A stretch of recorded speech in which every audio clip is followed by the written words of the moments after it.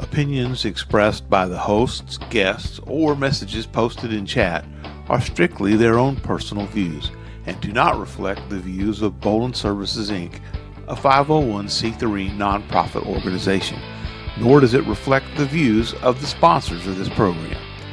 Political commentary, if any, are strictly personal opinions and should not be construed as endorsements of or opposition to any political party, candidate, or voter initiative by Bolin Services Inc. This audio-visual presentation is copyrighted by Kenneth W. Bolin. No rebroadcast, retransmission, simulcast, or other distribution of this video or the audio associated with it is permitted without the express written permission of Kenneth W. Bolin. All original content on this presentation is owned in full and solely by Kenneth W. Bolin.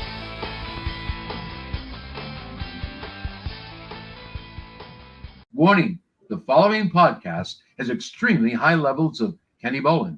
Studies have shown that excessive exposure to Kenny Bolin may have damaging effects to your physical and mental well-being. Viewer discretion is advised. No, seriously, we mean it. There will be naughty words, lots of them, probably. Now you've been warned. This warning sponsored by the Story Time with Dutch Mantel.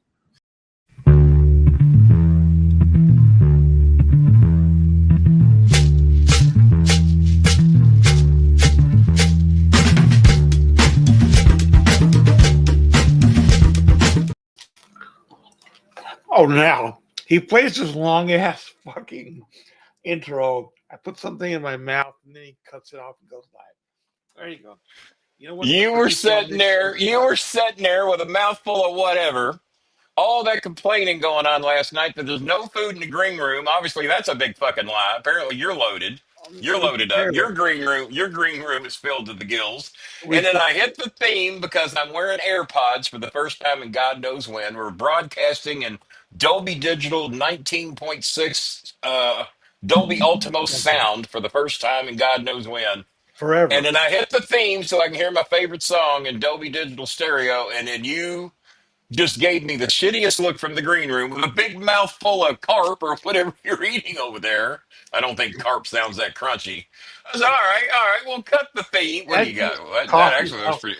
That actually looks pretty good. I wish we'd have had that in the green room last night. Our guest might have been in a better mood. Not a whoopie pie, but you know. Not a whoopie pie. Okay, I'm on the AirPods. I rarely wear these, and the reason I'm doing it, I was chatting with Jin Jin earlier today. She's flooded in. She got fired from her job. Not the Jollibee job, thank God, but the other shit job she had that we're trying to get her out of. She hadn't been able to work in 2 weeks because of the flooding. She videos me from outside where she can get a Wi-Fi signal from one of the restaurants or something. She's knee deep in fucking water, and it's been raining over there, this typhoon, for like 3 weeks. And they fired her because she couldn't get to work. And I'm going, these assholes. So hopefully within the next couple of 3 weeks, we'll have her working at Jollibee, making 900 pesos a day. Now she gets anywhere from 100 to 200. So the job ain't even fucking worth her getting out of bed for, to be honest with you. Uh, People suck. I'm just going to say it, just especially some Filipino people. Let me go to comments here. Are we subscribers only tonight? We're going to throw the fans a bit of a bone. Subscribers tonight, yeah. We're allowing the. We'll see how everybody behaves and whatever. Donald Flowers, Donald Flowers will chat me all day sometimes. He'll start chatting me at 10 in the morning and he'll chat me till about 8:55 at night. And then all of a sudden, I'm tired, I'm sleepy, I'm going to bed. I'm going to bed. And I said, you chat me for like 8, 9 hours a day. Your ass better pop in here and say hello.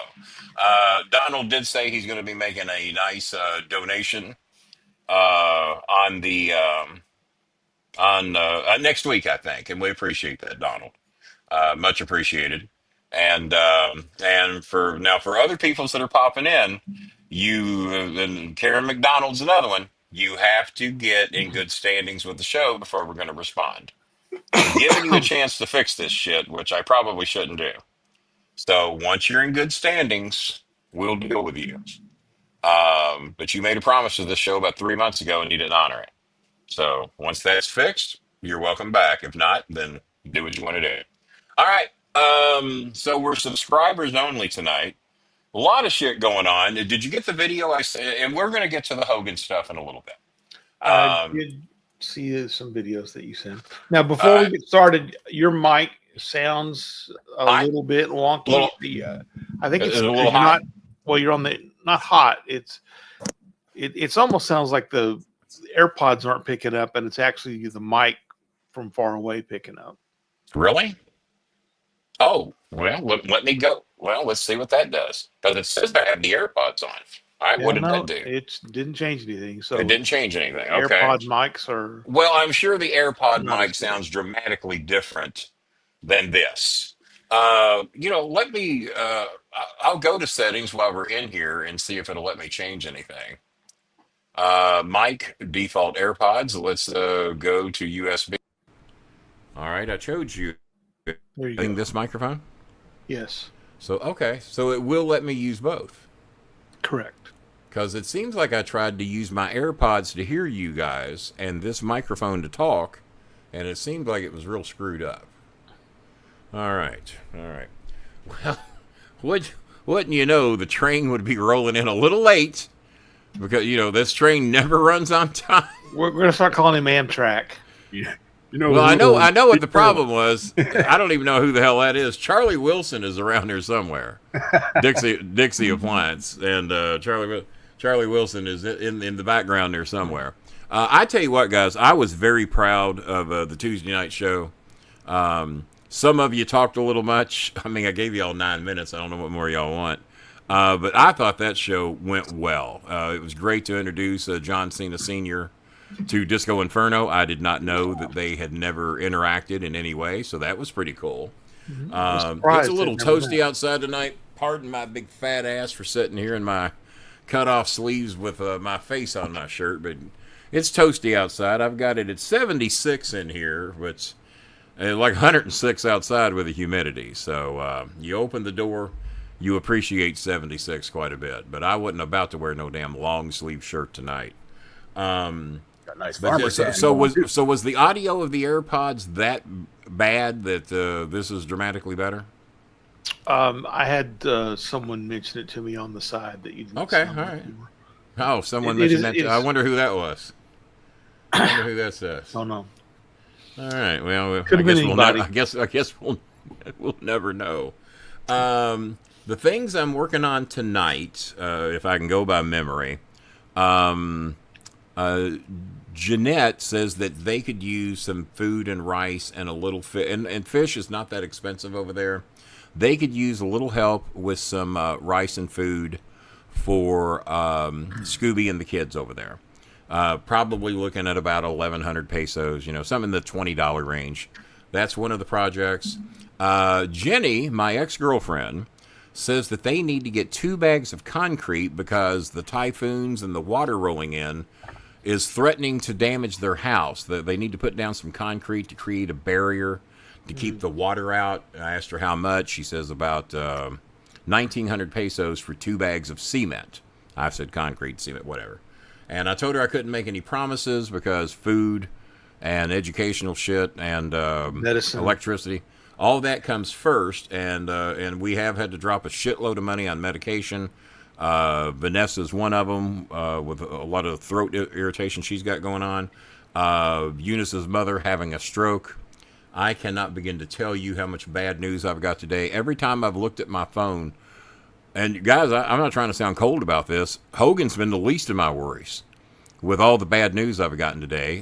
One of my tag team wrestlers, the first tag team I ever managed, Vito and Guido Andretti. Well, I got bad news on both of them today. Poor Vito had to have amputation on his foot today, or no, not today, but very recently. I got brought up to date on all that, and then his tag team partner, I said, I heard something here a while back that Guido had passed away. I said, but then I didn't hear any confirmation. I said, was that true? He said, oh yeah, it was true. They found Guido in an abandoned house with a drug overdose. Oh, And Vito and Guido Andretti, for those of you that can research and find a picture on it, I tried to find one today. I know I've got one in my Google files, but there's literally thousands of pictures in there. And I couldn't find it, but found him dead in an abandoned house, apparently here a while back, but I just never got any confirmation on it. And so that was very sad. And then I cannot reveal the name. He's asked me to keep this private, and I certainly understand the situation. One of my high school friends that I graduated with in the class of 79, we've been friends probably since, at least ninth grade, maybe even before then. His son had a stroke. Jeez. How old was his son? 28. Just a few days ago. 28. He was a very good high school football student. He was ranked number 2 in the state of Kentucky for long snappers. Excellent football player. And things were going so good in his life. And then, bam, I get this news today from his father. And then his father says, well, to follow that up, he lists me the line of shit he's dealing with. And he got diagnosed with prostate cancer a couple days ago. So I'm going, fuck. So this is all the shit. This is even before I've heard about Hogan. And then the Hogan thing comes through. I said, well, you know. So did that kid live? Yeah, he lived, but the left side of his body is basically shut down. They told me that he cannot really put any sentences together, and they said that this is the non-recoverable type. Unlike what Eunice's mother's going through, she can be saved. So I can't reveal his name, but I could not come on here and not just say how sorry I am for what he's going through. Now, so you all know, my friend is a diehard Trump supporter. He's a big-time Bible thumper. So just to show y'all, I don't shit on all Trump supporters, and I don't shit on all Bible thumpers. He and I have been friends for a long time. I got a few like that. If I had to guess, I would say that Disco and I politically probably don't line up. Me and Vince Russo politically don't line up, but these are people I care about, and if anything happened to them, I'd feel like shit. And the same goes for my high school friend. And I got some wrestling friends that line very closely with Trump. Some Bible thumpers, some not, but that's not how it works with me. And like I said, there's at least 8 to 15 of you out there that have wished me dead over my political views or that I got rid of you on this show. I don't have that in me. I don't wish any of you dead. So what about Donald Trump? And I said, well, I'm going to explain this to you the way I have explained it to people about Hogan today. And a very close family member of mine worded this better than I think I could ever put it. And I appreciate that he told me this before I went on the show. He says, I will truly miss Hulk Hogan, the television character. Yeah. He did so much for professional wrestling. He did put wrestling on the map. He was the biggest thing on television. He made pro wrestling the television entertainment that it is today. Hulk Hogan, the character. Now, what we learned about Hulk Hogan later and the reason that he got banned from the WWE and kicked out of the Hall of Fame is a whole nother story. I'm not going to focus on that tonight. Like a dear friend of mine, a police officer out in Oldham County, who I've been chatting with a lot today. And he was a big Hogan fan. And he says, and the internet memes have been blistering Hogan today. My friend from India says, I haven't seen a positive word about his death all day. She's a promoter in India. Shout out to Kunika Jane. And she felt bad because, shit. Not everybody knows all the stuff that a lot of us know about what Hogan did over here, what he did, what he said. I do know that he apologized for it at one time, and one of my former members of Bolin Services, and y'all might be able to figure out which one, I'm not going to say because I hear it was said in a roundabout way to where if you decipher what he said, you'd know how he felt. But he didn't accept his apology. He didn't mean what he said. He was just trying to get back in the good graces and make money again. He showed us who he was, and I do not accept his apology. And he's a former member of Bolin Services. And I'll leave it at that if he wants to come out and make it public. Because a lot of times that's when you find out how someone really... So no, I have not shed any tears today over the person because I did not like what the person was. But on the other hand, I can respect what he did for the pro wrestling industry. Like Elvis. Yeah. Well, I don't know if Elvis was a racist or not. Maybe, no, but he was definitely a predator and a pedophile. Yeah, well, he was from Memphis, wasn't he? Yeah. There's something in the water down there. There's something in the Jerry water. Lee Lewis. Yeah, That was yeah. gross. Yeah, oh God, yeah. I forgot all about the Jerry Lee Lewis shit. I totally Like, forgot how you about that. Look at something like Yeah, yeah. And then like Bob dropped on me the other day. No, Bob didn't do anything that I know of. About India. Age 11? that. Yeah. What the? That was Nigeria. That was Nigeria. Oh, Nigeria. Excuse me. Yeah. Yeah. I had India on the bring from talking to Kunika today. But she says that, now I don't know what you guys have seen. You all probably see a lot more of the memes and shit than I do. I sent my top 10 out that I saw about Trump today. They're all on my stories right now. I posted those. I didn't post anything negative about Hogan because I didn't think, like my police officer friend out in LaGrange said, let him be cold a couple of weeks before you go down that route. He's got family. He's got children. Well, and most of the wrestlers that have posted things have been complimentary of him based on what he's done, what he did for the business industry and for the business, right? Like there's a difference between Hulk Hogan. You got your humming going Train, on over there. yeah. Train. Terry What Bollea do we and think? Hulk Hogan, What do right? we think causes the humming over there? Have we I think it's figured out what does It's that? a wire, right? It's a wire. I didn't Gotta be dim my wire. background lights tonight. I guess we can leave them as StreamYard. is. You might as well see me on The Price is Right. You're getting zonked and buzzed and beeped and bleeped.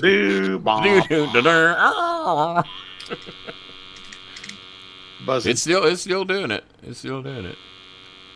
It's like you got a magnet to your microphone or something. We either can't hear you or we hear buzz. Yeah, it's nothing or buzz And is it's what we're muting getting. itself all the time. Now you said it only happens to you on StreamYard. What do you broadcast on over on the big network over there? Do you broadcast on StreamYard or no? WTRN, Train Network. The train. No, I hear the train to come.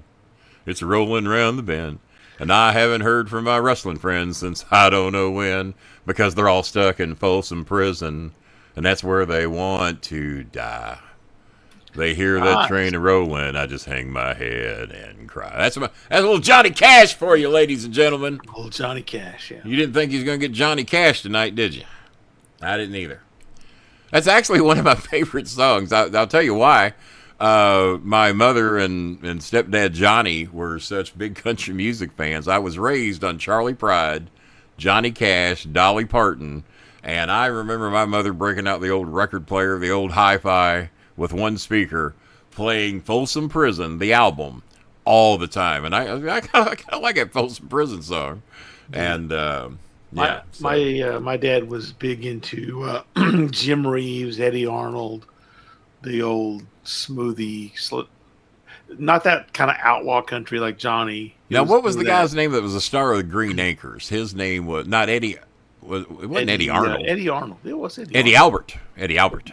Eddie Albert was the star of I'm Green so Acres. Sorry, yeah. Uncle Albert. Yeah. That's kind of a cool song too, with the phone ringing and everything. Yeah. I'm so sorry, Uncle Albert, and then the phone rings. The late great Eddie Albert. Yes. The late great Eddie Albert. Passed away. So guys, if you speaking of late great, so not just Hogan, Chuck Mangione. Oh my God! Yeah. Passed away today. I only knew him for one song, and you had to tell me what the name of it was. Yeah. But I mean, you heard that song. Oh God! I bought the album assuming that every song was going to be great, and it was not. But I bought the album. That was back when me and Cornette were friends, so we rushed out and bought the album. Yeah. And what was it? Feel So Good? Was that the name of it? Feel So Good. Right. And I guarantee you, if you play it, I don't care who you are, you've heard it. Yeah. Oh. You've heard the song. Malcolm Jamal Warner, the 54. 54. Yeah, I think 54. Trying to just swimming off of a vacation yacht or something, wasn't it? Yeah, just a terrible accident. But it just goes to show you, and it's a cliche, but it's true. We're None not of us guaranteed know when our tomorrow. time's up. No. Right. So well, that's the talk I had with my friend in Oldham County today. I mean, he says my son is going to need 24-hour care for the rest of his life. He got the severe stroke. Lawler was fortunate. He's had several, and at least is functional. Can go out and do autograph sessions. He can't really do his artwork anymore. I think Eunice's mother, if we keep helping her for the next few weeks, and guys, that's costly. I know we raised some good money last night, and I got with Bob to explain to him a couple things. But Eunice's situation, between two of them having asthma, Eunice and her brother. Eunice's mother can't really do shit for at least a few weeks, but what the doctors are saying with the medication, no, they're not going to give it to her. They're not going to let her finance it and let her pay them when they get back to work. No, you pay me now. You pay me now or you die. Or you be non-functional. I mean, God, they're brutal. And so that's a costly situation over there right now, but hopefully 4 or 5 weeks from now, she'll be back to where she can at least work from home with the great job and great promotion we got her. And from what we've been told, they're going to give her time to recover and be able to do her work. And let's hope it all works out that way. But my friend today, 28-year-old son, I mean, my son's 38, and I can't imagine. And he's had his own medical issues that suck. Some of the prescriptions he needs are over $10,000 a month. So... So there's a friend of ours, friend of the show. Oh, good. Not a good friend of the show, but a friend of the show. Yeah, Vito and Guido. No, not a good friend at all. No, not. Now the picture I was trying to find, and it might even be in here. I don't know. It's me, Vito, and Guido with our first ever promotional picture taken in Danny Davis' office. It's me with the cheap Jerry Lawler version crown, probably 1996. And the picture was taken, I think, with a blue background in Danny Davis's office. I don't know if we have it in here or not. Carlito and Mondo, and we have you with Cena, and then this was labeled first. Now, that was my first ever professional promotional picture made. That was made by Pam Clark when I first got our WWE contract. So that was probably done in August of 99. And Pam Clark made that for me.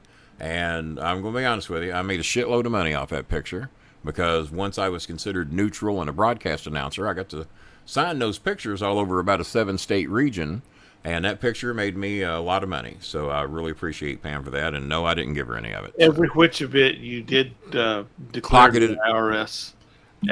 Every single dime of which you declared. Yeah, all those cash purchases, I just would spread that out on the table, count it up.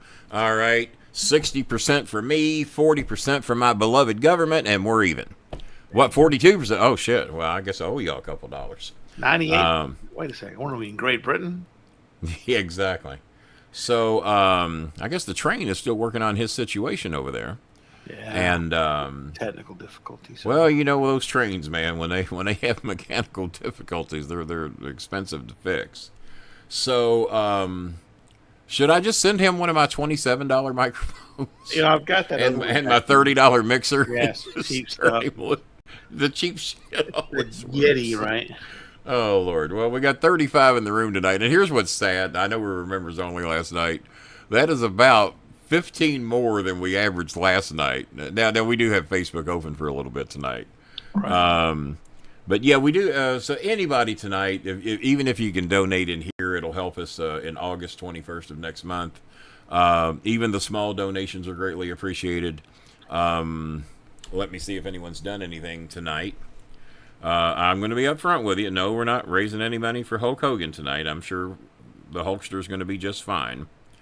No, we don't have any donations. And I had a feeling it might go that way because of how well the show went. But as I pointed out to Bob, we got some good donations, but 150 of that was me selling my Subway gift cards. I had a friend that owed me $50, so I let it count to get him on the show to be able to say hey to Cena and Disco. So that was 200 of it right there. And then Jeff Sanford was kind enough to do $75 that got him on the show, and that really made his day that he got to do that. And I'm just so happy that we got to let him do it. We're going to have Cena and Disco back on again in September. And I just got word today that for the Anthony Scaramucci show, John Cena Sr. Has never met Anthony Scaramucci. Anthony Scaramucci, the only reason I know Anthony is because John Cena told him to reach out to me at the White House Correspondents' Dinner back when Cena was still with, is it Nikki Bella he was with, I think? Yeah, Breeze with Daniel Bryan, right? Correct. I get my Bellas mixed up. Matter of fact, my ex-girlfriend's got a daughter named Bella. So a lot of Bellas floating around. Named after Bela Lugosi. Looks like we got a donation coming in here. What do we got? We got the first donation of the night. Let's see what we got. Randy the Macho Man Satterley, who was so helpful to us to get those Subway dinner cards last night, has got a $25 challenge. He says, match my 25 tonight. So Match. if we could raise 100 tonight, that would be very good. That would be very good. I would be happy if we just got 100. So 3 more donations of 25. Whoever's out there that can be of some help to us. Donald Flowers did say that he will be making a donation next week. He's had a lot of his own shit he's been dealing with. So thank you, Donald, for dropping in. Donald says he's taken the Ozzy Osbourne death a little hard. I wasn't a fan, positively or negatively. It just wasn't my type of music. I thought Sharon and Ozzy were some weird motherfuckers. They weren't my cup of tea. They were going to have a mass suicide together once they knew that it was over. And they were just into some shit that I wasn't into. But Ozzy seemed all right. I think, didn't he appear at a few WWE shows? I know he was at 1 or 2. Yeah, kind of lost in the just. Oh, what's going on? Well, God, yeah. Yeah. And, what was it? And a lot of people, some of the negative thing I've seen is that, well, now Macho Man, wherever Hogan's going to go, Macho Man's going to be waiting on him. Well, I'm not one of these guys that believes in heaven or hell, but for some of the things those two have said and done, if there's a place, I got a feeling they both might be there. So, I don't know. What is it that you have to do to go to hell? This is one that got dropped on me the other day. Bob and I even had some discussions with it about, are you worse if you're a proud and pronounced atheist? Are you a worse person for that? Or if you're Hitler and you killed a shitload of people? Or in the Bible it says somebody lopped off the heads of, I don't know if it was 12,000, 1,200, or 20, whatever that was. But he was sorry. He believed in God. And, to my knowledge, Randy or Hogan never did anything like that. They were, Savage was bad to Elizabeth. That's how Hogan ended up with her. He come in to save the day to be the hero. I said, well, at least Hogan wanted to save pretty white girls. Got that going for him. But the things Hogan said about black folks didn't sit well with me. But I'm going to separate that person from the wrestling personality because they were obviously two different people. Randy Savage did not like me. I used to do podcasts back in the day with Lanny Poffo, and Lanny and I got along pretty good because I felt deep down inside Lanny, other than a physical trick he did, I thought Lanny was an all right guy. I didn't care to ever see it, and I just saw some video recently where he admitted that he did that thing in the locker room that a lot of people accused him of doing, and that he did it again to prove he could do it. Got no use for that. Just put it this way: don't tell Lanny Poffo to go blow himself. Don't tell him that. Whatever you fucking do. But back when we were doing podcasts together,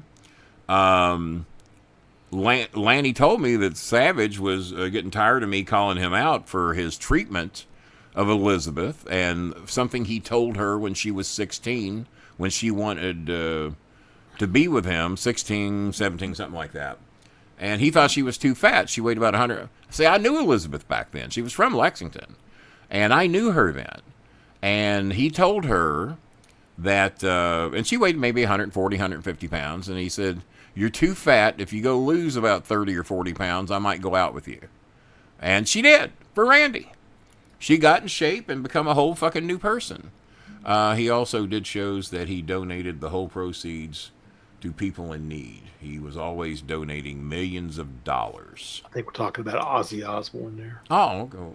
Well, yeah, Ozzy seemed to be a very generous person. Train, do you want to try and pop back in? Or do we have shit figured out over there yet? Or all right, you hear me now? Yeah.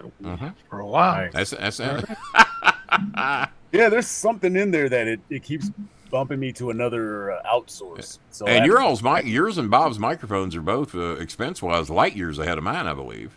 It's about. I mean, I have a Mudwig. Look that up. I have a Mudwig. I don't even know if they I have still a sell them or $10 not. one that was working, but apparently it gave Yeah. up news. Yeah. Ever. All right.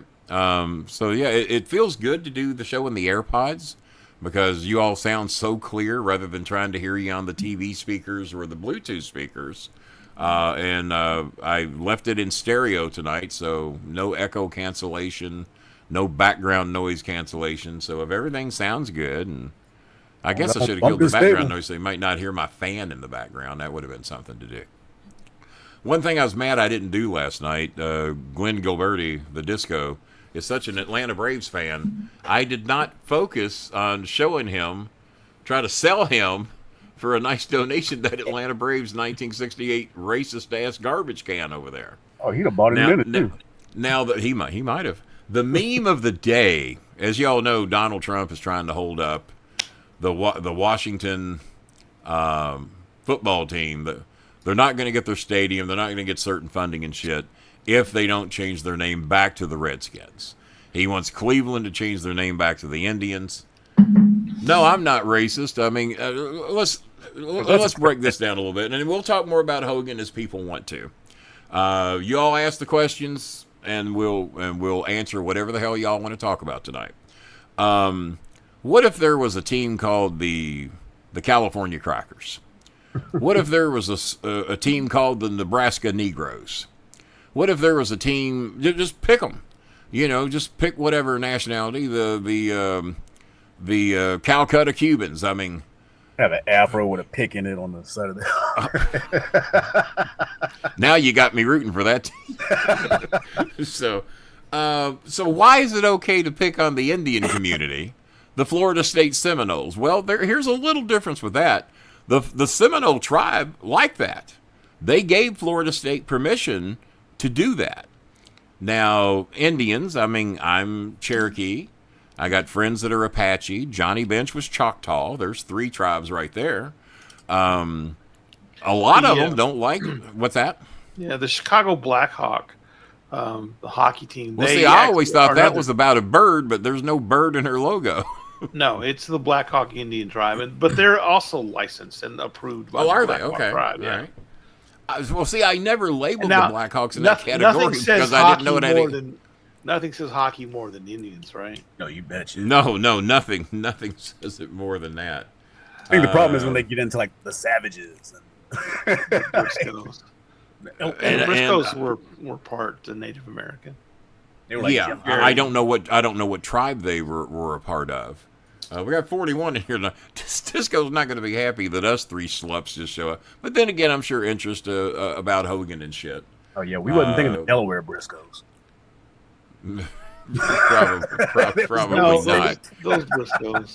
Oh, Blaze Pizza was thrilled with the show last night. They loved how we put him over. Jay from J-Town, who's one of the managers at Blaze, loved that he got a shout out. Arby's loved their shout out from Disco Inferno over the Market Fresh.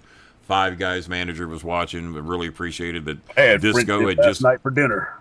What's that? I had a French dip last night for dinner and some potatoes. Did you? There you go. Well, I'm going either tomorrow or Saturday to Arby's myself. The manager contacted me today, loved the plugs that they got. Said, you and Chris come on down and just pick the day. Here's the times I'm here. They like for us to go when the general manager's there so they can take care of everything properly, which is cool with us. Mr. Mysterio. I wonder who that is. That's mysterious. Yes, quite. So mysterious. Let me see if we had the one challenge, but I don't think I've seen anything else come through. If you guys make a donation, let us know. So far, the only one. Jack and that has Jerry done that. Briscoe were from the Yeah. Chickasaw Nation. Who's that? The Chickasaw? Okay, yeah, very familiar. That's a with the Florida Chickasaw tribe, tribe. isn't it? That I Yes. believe that is a Florida tribe. I'm pretty sure. Yes. I was raised in the Tampa St. Pete area. But no, my grandmother and grandfather both were Cherokee. And my biological father, though, was German. So all the blood I got is either German or Cherokee. Yeah, you talk about some camp. Oh, Yeah.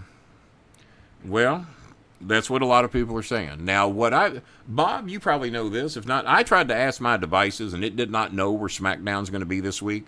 When I was talking with some of my friends, they said, "Where is SmackDown this week?" I said, they might be forced to rolling a B-roll and not giving the crowd an opportunity to express how they feel. Yeah.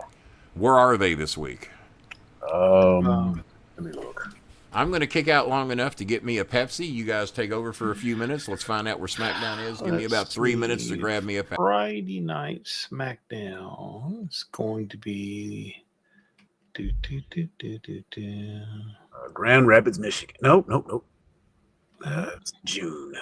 7:25. Well, Mr. Mysterio, I would probably go by Phil Hickerson then, if that were the case. PYQI. I just saw something about that with World Class, where it was the last day and they turned to USWA. Oh God, that was like what, bad. 90 or something, like 89? Yeah, it was it was probably 91, 92. Okay. Back when Eric Embry and all those guys were, it was World Class had gotten so bad. It was just so awful. And I was in junior high still watching it, trying to hang on. it was Cleveland. Really ugly. Well, there you go. Cleveland rocks. Rocket Arena.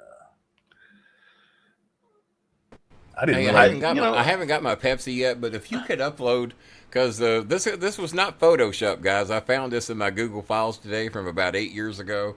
It was either pre-weight loss surgery or slightly thereafter. I think it was pre-weight loss surgery.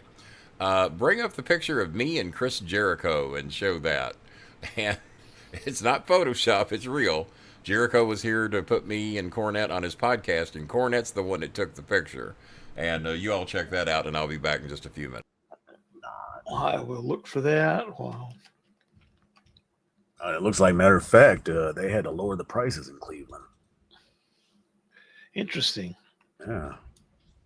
Because they've been just crazy selling out. Yeah. Everywhere they go. So now Newark, Boston, Rosemont Horizon, Norfolk, they are all selling fast. Well, no, Norfolk is lowering their prices, but the rest of them are selling fast. Yeah. Oh, they'll be here in Tempe. I didn't know we had a mullet arena. They renamed so many arenas around here, like the PHX arena was American Airlines. And sponsorships are the big thing, right? Yeah, naming rights and stuff like that. So it used to be you could turn on the TV and know exactly what two teams you were watching, and you could tell by the court where they were and everything. And now they got 50 alternative jerseys. They don't have the white at home anymore. I don't mind the not having the white at home, but what I do mind is the NASCAR ads that are all over the court anymore, and you're like, holy Moses. Well, hell, the ring is like that anymore. It just looks littered with patches, and it looks terrible. It does. Yeah. Well, if you watch a baseball game, used to be that behind the plate was the one area that they had that rotating ad. Now it's everywhere all the way around the wall. All the way around the walls. It's different things. So distracts you as you're trying to catch it. Kenny Bolin and Chris Jericho. Kenny looked like not photoshopped. It's not photoshopped because Kenny wouldn't make himself look that big. It's actually photoshopped. He's not even in the whole picture. Yeah. And so Jim Cornette's supposed to have taken that picture. I thought he was a photographer. Yeah, you'd have thought that he would take he wouldn't supposedly took the picture. He did take the picture because he was there to do the podcast with me. And obviously that's about enough insults out of your fucking mouth tonight, Bob Hazelwood. That's not going to happen. Okay, thanks. Really, all right, thanks a lot. Well, now we'll have a good show. Things are... Oh, look at the donations for what the hell? You just got your wish, Donald Flower. Who's slamming who podcast? Navajo tribe. I don't. I haven't heard that in a long time. Made me giggle. Couple of things I'm going on here recently, how I lost some weight here recently. And I'm trying to talk myself into doing 90 days of nothing but protein shakes and grilled chicken in the evenings. But I also love my spinach artichoke dip. But I do the muscle milk once or twice a day. That's 25 milligrams of protein. And if you shop around at Costco and various other places, you can get good buys. And the Equate protein shakes, you can get a pretty good buy on those. So those are a couple of, these are meal replacements. And so I'm trying to talk myself into getting real serious about it, doing away with the spinach artichoke dip, because I really don't know how much good or bad is in there. I mean, I've been able to lose weight, not as dramatically as I'd like, but I think if I just went strictly protein shakes, because I've done it before and lost about 50, 60 pounds, to do that for like 90 days. And if you have anything to eat, make it like grilled chicken, meatballs, something, just something easy. Just nice and easy on the carbs. No breaded chicken even. I've got, once I run out of the breaded chicken I'm going to do away with that. I'm going to do this rotisserie chicken I had tonight. I sent Bob a picture of it, and that was, it was like 5 or 6 pieces of rotisserie chicken, and I think I ate 4 of them. And the dogs got the other 2, and which they loved. Who's Slamming Who podcast, Kitty? Well, yeah, that's what I was talking about earlier. Oh, that just reminds you. Kidding. This is Walter. Oh, okay. Hi, Walter. How you doing? Who's slamming who? Yeah, my friend. Well, Walter told me he was recluse. And so I guess that's why he's Mr. Mysterio, I guess. I don't know. Just broke that mystery open, didn't you? What's that? They just broke that mystery wide open, didn't you? Yeah, they broke that. Well, at least I know who he is. I don't know that anybody else in here will. And I want you to know that we still just have one donation tonight from Randy Macho Man Satterley, Phil Hickerson. Let's see. Yeah, I think that looks like it. Just got the one. How long have we been here? 41 minutes? 41 minutes and one donation. PayPal corporate. Bob, you're welcome to pop back in whenever you like. You're just... I'm on in here. I'm getting ready to send a join link to Chris Schmidt so he can come in. Yeah, go ahead and do that. Tell him to bring $30 with him when he shows up. Because that's, I think that's about the grand total he's donated in the last year. I tell you what, now, Good Chris we haven't heard from in a while. I've written him 2 or 3 times on PayPal. I'm worried about him. All he'd have to do is say, Kenny, I'm having a rough time. We're having got financial shit, which I told him, don't worry. If you can't donate, that shit happens. Don't worry about that. Just let us know you're okay. And he's not even letting me know he's okay. So, Good Chris, if you're out there, man, like I said, I meant it last show I meant it in the messages I sent you. Just let us know that you're okay. Don't worry about it. But we haven't gotten a donation from him in a couple of months, but we also haven't heard from him in a couple of months. And that ain't like Good Chris. Now, Bad Chris, he goes to everybody else's podcast, including the train. There we go. There's a little something out of Phil Hickerson. We don't. I hope all's doing well. Please take care, everyone. Take care of each other. Thank you, Phil Hickerson. I appreciate it. And now, remember, we do not get that till August the 21st, so a little less than a month, but we're a step in the right direction, so we appreciate that. What else we got? But it does count for the totals of this month, which we have 7 more days. So how the YouTube money works, the money calculated starts from the 1st of the month through the 30th, 31st, 28th, however many days we got. But then when the month ends, it's another 21 days before you get your money. And if it falls on a weekend, it could be 23, 24 days. So the $10 counts towards this month. So we would love as many of those as we can get. $10 or less. If you're going to donate any more than that, choose the preferred way to donate with our good friends at PayPal. There's the corporate account linked to the 501c3. That is Bolin Services Incorporated. There is a QR code if you would like to donate that way. We'll throw it up here on request, or you can just type it in. And if you want to donate the ways you have been, the ways we revealed on the show last night when we get around the fees, Kenny Bolin at MSN.com, Food for Filipinos at gmail.com, which PayPal helped me come up with that. And also, as Randy Satterley pointed out to us last night, the Macho Man, the good Macho Man. We have no heat with him. Kenny-Bolin-1 at Venmo. Love that we were promoting them last night because they're owned by PayPal. And I was told by executives today that PayPal was eating that shit up. That they were seeing their QR code, their logo, promoting Venmo. And Now Cash App, but they were kind enough to tell me I could keep Cash App up even with whatever deal that we finalize on. It's not going to be anything huge financially, but we will make them the preferred way to donate on the show, pretty much as we've always done anyway. And they are going to lead us in the right direction to better connections and put us in front of some good people. They've got certain policies there to where they don't really spend a lot of money on podcast sponsorships, but they're going to do some good things for us from what I was told today. And but they said the executives just loved the show last night, loved the mentions they were getting, seeing their logo.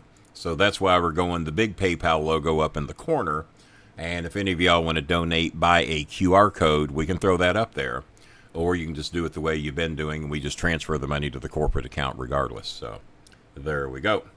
Bob, anything on your mind about the Hogan situation? And then we'll get Train's opinion, and then we'll talk about some other stuff. Well, growing up, I was not a Hogan fan. I was a heel fan, right? So I was always, during the 80s. Also, I was an NWA fan because I grew up in the Carolina areas or with the high school there. So the Flairs and company, right? So Flair, Steamboat, all that. Those guys were my favorites. I loved Blackjack Mulligan. God, man, I absolutely loved Blackjack Mulligan. Now, did you get to meet Blackjack? I never did. No, I did. Remind me when you're done for me to tell you my Blackjack Mulligan story. Yeah. So, when I was growing up, I was a heel fan, and I was an NWA fan. So Hogan was kind of the antithesis of wrestling for me. But I have to appreciate the millions of eyes that on pro wrestling that Hulk Hogan brought. I mean, that whole thing with Cyndi Lauper and the Rock and Wrestling Connection and getting it on MTV and putting the Captain Lou era at that time. The Captain Lou era, it was it definitely put pro wrestling into the mainstream. Bob, I'm going to hold you up a second because you bring up a good point. I wonder if Cyndi Lauper was a Hogan fan, because you know how charitable and what a sweet person Cyndi Lauper has a tendency to be. Yeah. I wonder how Cyndi felt about Hogan currently. I don't know. It's a good question. I know. It's why I don't know. I'm actually looking to see if Cyndi has somebody out there knows online presence and see, because I'm sure she probably has mixed feelings too. I'll get into me working with Hogan on that promo later. We'll get the rest of Bob's feelings, and then we'll get Train's feelings, and then we'll continue with it. Even though we haven't made much tonight. She did a show last night, had a tribute to Ozzy during her show last night, but has not. She has a Twitter presence, but it's not real active. Last post was in 2009, so we do have a couple of donations in here. Neither one of these I was expecting, so if we could get 2 or 3 more just like it'd be fantastic. $20 challenge out of Jaded Entertainment. Created Entertainment. I should have saved that money and bought a better microphone. The Railroad Express. They were signed to go against the Midnight Express a ways back. Yeah. And then of all people, because he said he was going to donate next week, but Donald Flowers just sent a Cash App donation. He did not use the preferred way to donate. He went with the Cash of App, and we appreciate those two. And as a matter of fact, that's how Jazzy Jana donates. She always uses Cash App. PayPal going, shut the hell up. Don't even put over those Cash App donations. But the good thing, PayPal, is that all those Cash App donations get transferred directly to the corporate account over at the good folks at PayPal. So see, it all works out. So thank you, Donald. Thank you, Jaded Entertainment. We appreciate the good folks over there. And Charlie Wilson, Dixie Appliance. We appreciate all that. And so 25, 45, 65. So we're only $35 shy of the goal, and we've been here 49 minutes. So how short did I say we are? 35. So if we can make another 35. It looks like we are going to be staying with StreamYard. Bob was not overly thrilled with the new place we were looking at. Very hard to show pictures and stuff, and we got so much stuff loaded here. It probably would be a major league pain in the ass to try to shift all this over to another streaming site, right? Yeah, even if it wasn't for the problem of moving stuff over, the other streaming service that we were looking at, while they have some very cool features, they don't make it easy to put up photographs, and so they really kind of tend to. I wonder why that is.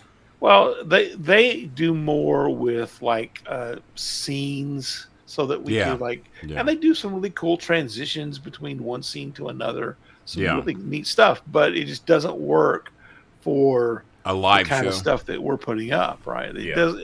Yeah, it really is more geared towards the pre-recorded podcasts. And hey guys, for all of you watching, one of the best things you can do for us, being as so many people claim that they do not get the notifications, if you're watching this show recorded and you subscribe and you're never getting your notifications, what everybody's telling me is you got to unsubscribe and click back in and subscribe, and then make sure to click all notifications. And there you go. And for those that are doing that, I forgot we had that graphic, Bob. For those back when Eric Bischoff was on the show. Bet he won't be back on for a while. So all notifications is what you got to do. So spread the word, and for those of you that watch the recorded version, this is how you do it. And that should fix your problem. Because I've had many of you tell me, Kenny, I didn't even know you were on. I didn't get the notification. Are you subscribed? Yes, I am. Did you click the notification bell? Yes, I did. But if you don't click all, it's almost like they don't want you to watch YouTube. Yeah. Almost. So, and let me tell you something else I noticed today, and I'm not trying to shit on my friend Dutch Mantel. You know he's got that British co-host over there. All right, maybe I am shitting on him. He deserves it.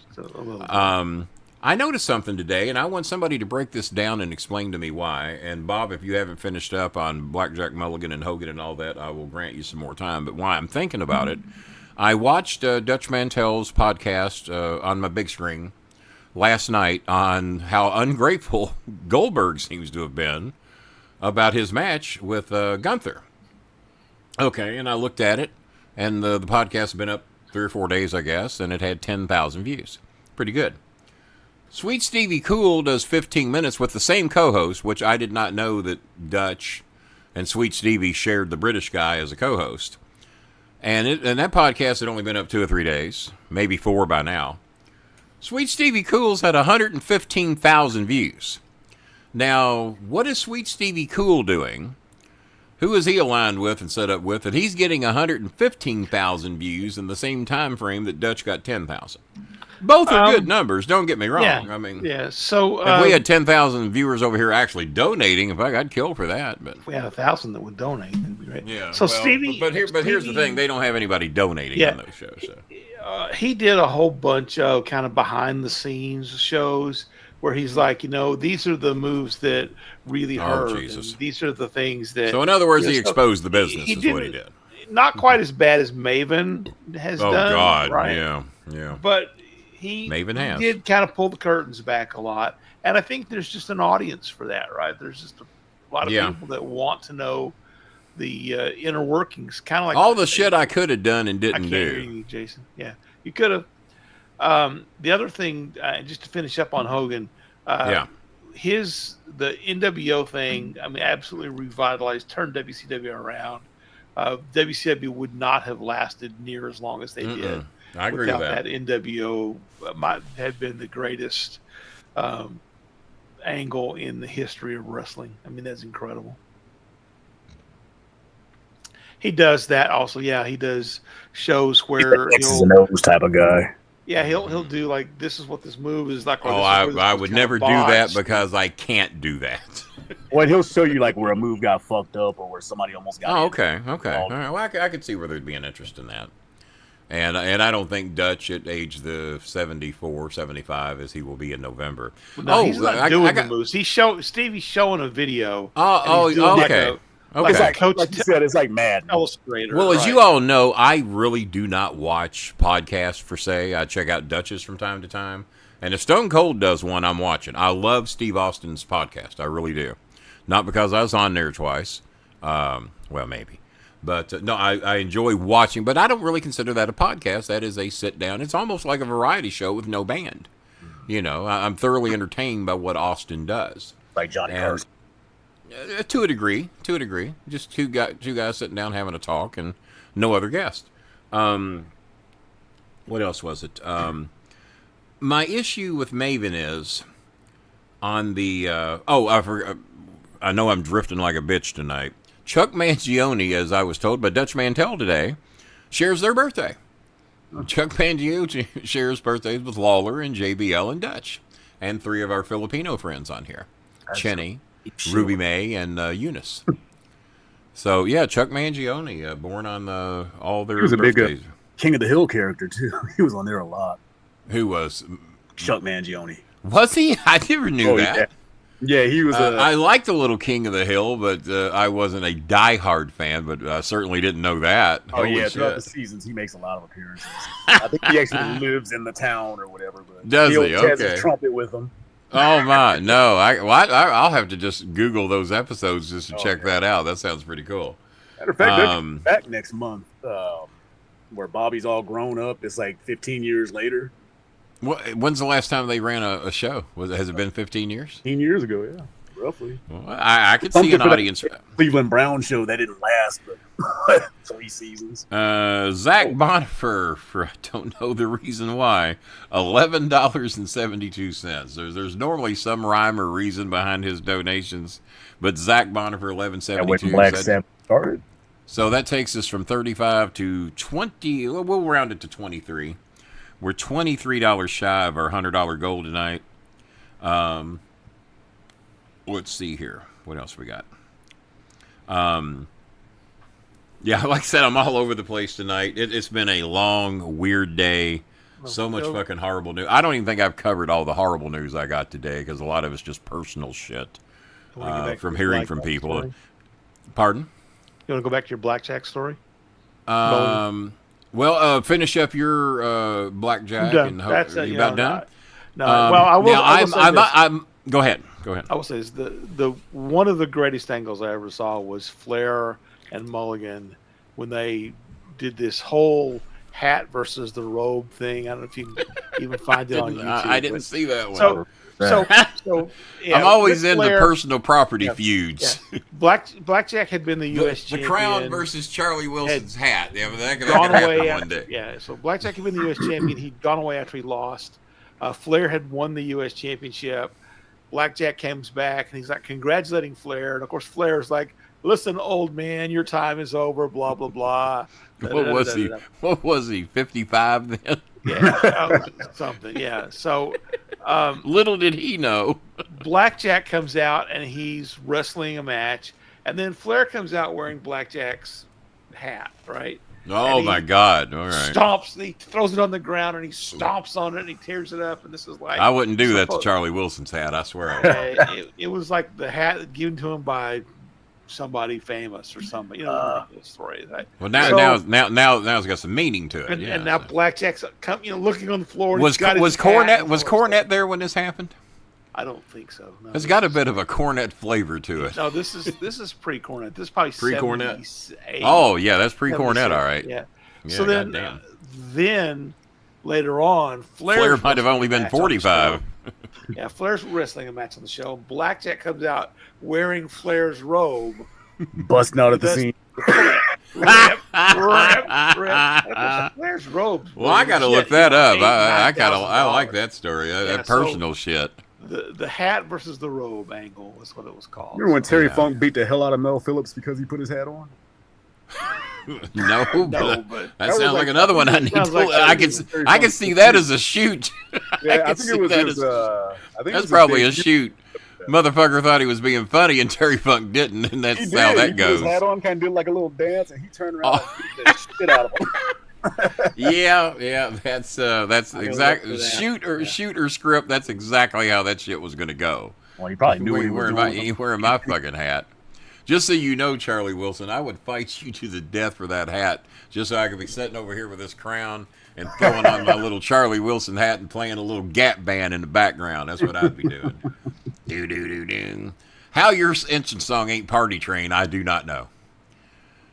Yeah, get hit with copyright. Is it still a copyright thing with them? Bob, what I want you to do whenever you have the time, find out if any of the KC songs, going back to That's the Way I Like It, Get Down Tonight, if we can get by with playing those, because if we can, I would love to put together some type of an entrance video with either That's the Way I Like It, Get Down Tonight, I'm Your Boogeyman. I still want to see Disco Inferno tagging with Boogeyman and coming out to that song. I would pay money to. I don't pay money for much, but I'd pay money to see that. I'm your Boogeyman. So we're only $23 shy, guys. Who's going to step up? Who's going to be the big man? Oh Lord, there's a name that keeps popping up. I guess if we make another $23, I'm going to help a name that keeps popping up. Don't help that name. Edge Copeland with $22.99. We still need a penny to be able to get to where we need. We're a penny shy and $1 short's what we are. $22.99 out of Edge Copeland. Thank you, Edge. We appreciate it. So we're a penny. We got to go. We're a penny shy over here. We really apologize. We have been here 1 hour, 1 minute, and 11 seconds. We're a penny short. We should have left at 101.11. That would have been the absolute perfect time to end this show. 101.11. I got my bonus check a few days ago, and as a matter of fact, somebody that's watching this show got a donation from me. Bob, you remember that, right? Somebody that was in this show, I sent him some money via PayPal. Remember that? Did you? Yeah. You didn't get that screenshot? Of me sending somebody that's watching the show tonight? Not you.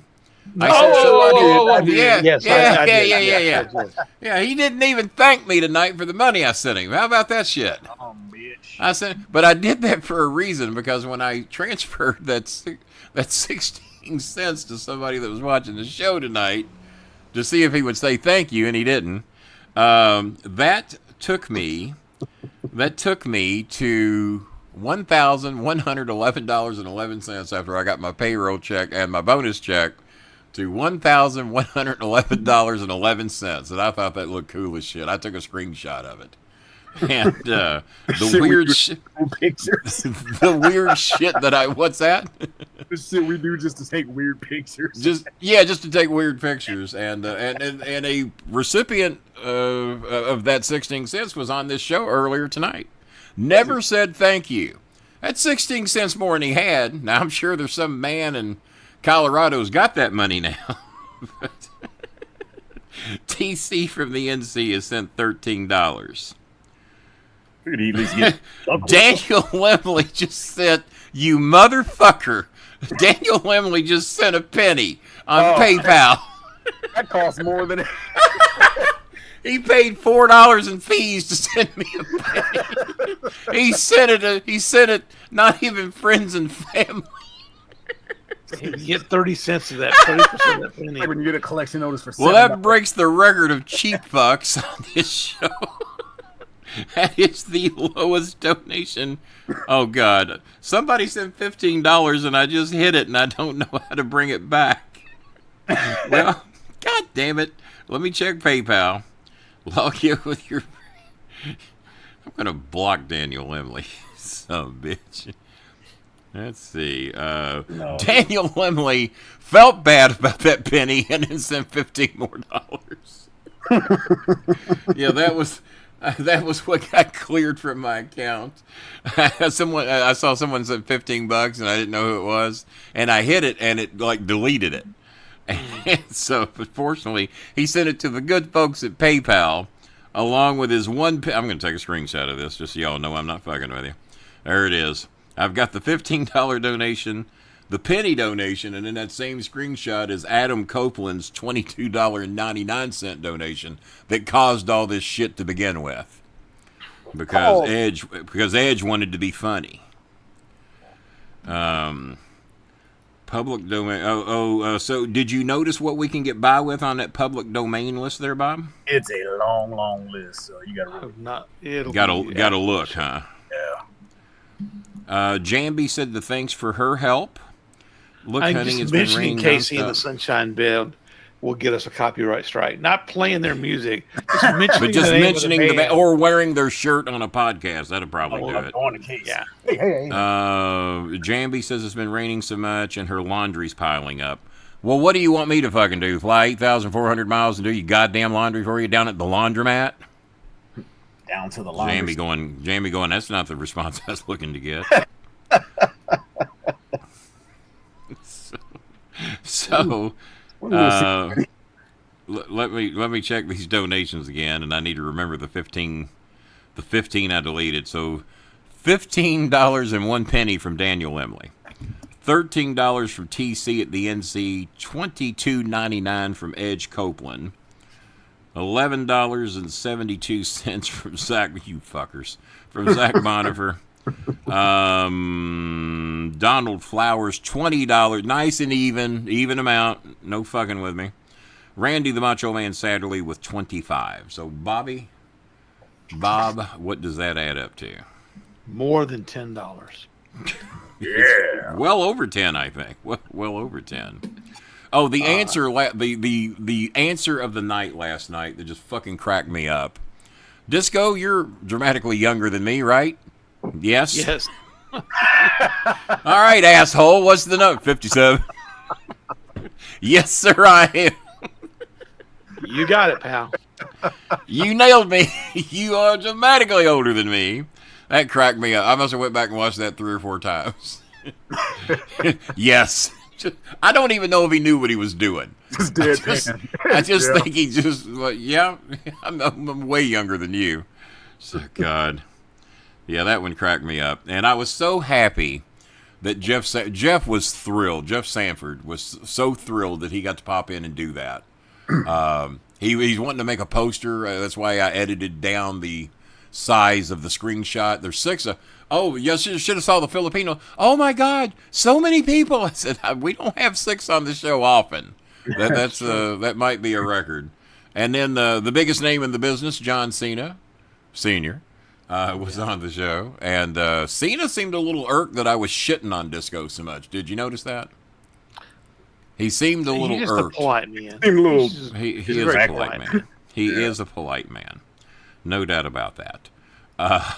Let's see. When Bob, I'm going to let you call the shots. I've been watching since 9:15. Well, Adam, we went live at 9:03. Yeah. And Bob cut the theme song short. What was it? Do you still have what you were eating? Can you promote what you were eating? Or does it look good? I have the wrapper. While you were on the air. Well, the wrapper's fine.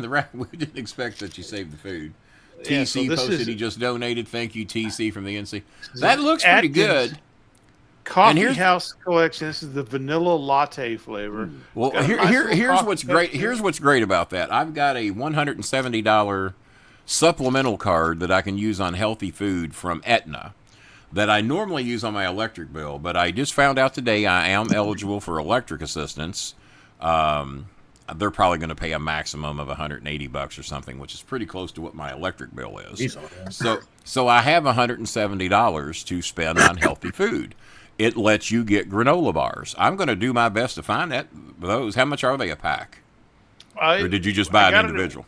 No, I got it at Walmart, and they were, I think, a pack of 5 was...